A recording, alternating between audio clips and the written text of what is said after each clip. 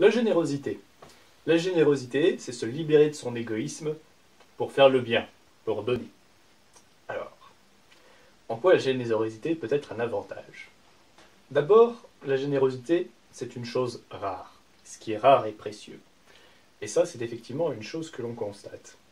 Si vous allez dans une conférence ou un lieu social commun, et que vous alliez avec l'intention d'obtenir un maximum possible de choses des gens, en donnant un minimum de choses.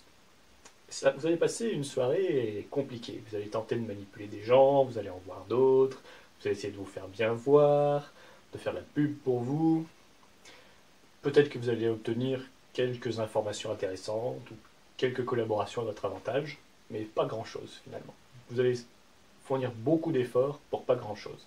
A l'inverse, si vous venez avec un petit peu de pognon, pas forcément beaucoup de pognon, eh bien vous allez tout de suite vous distinguer.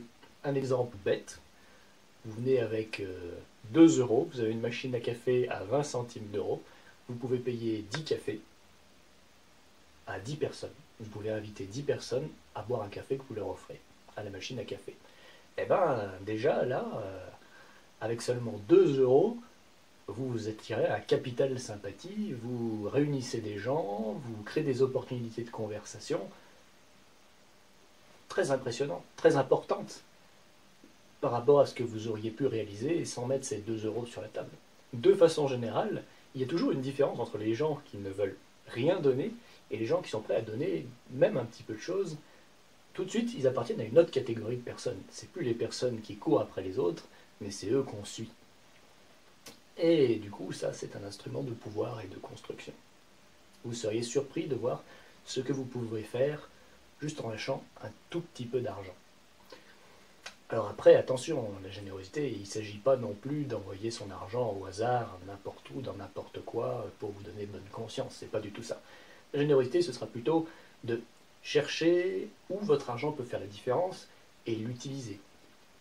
Si la générosité est pure, elle ne vous coûte pas grand-chose finalement, elle ne vous demande pas un grand effort. Si vous êtes généreux pour le plaisir, vous allez financer certaines choses sans arrière-pensée, ça ne va pas vous demander beaucoup d'efforts, ça ne va pas beaucoup vous stresser. Par contre, vous récupérez peut-être un retour sur investissement que vous n'attendiez pas forcément.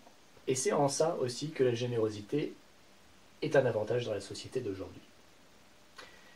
Le système économique actuel, c'est la loi du marché. La loi du marché, c'est la loi de l'offre et de la demande. Si vous cherchez à gagner de l'argent, donc vous cherchez un moyen rapide pour gagner de l'argent, vous observez comment font les autres, vous essayez de faire pareil pour avoir de l'argent aussi. Ça a peu de chances de fonctionner finalement, puisque ce que vous allez offrir aux gens, c'est ce qu'on leur offre déjà. Alors vous savez qu'il y a un marché, il y a certaines facilités, mais imaginez une autre situation maintenant. Plutôt que de chercher à gagner de l'argent pour vous, que ce soit la finalité, vous observez les gens autour de vous, vous observez la société, et vous recherchez ce qui manque.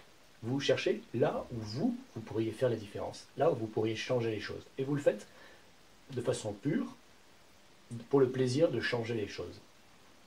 En réalisant votre projet, il y a davantage de chances que vous fassiez un grand succès commercial. Donc finalement, c'est l'idée que c'est en donnant aux gens qu'on devient important pour eux, que l'on devient important pour la société, et donc que l'on reçoit des capitaux, puisque le système économique a été conçu pour favoriser les gens qui apportent quelque chose à la société et aux gens.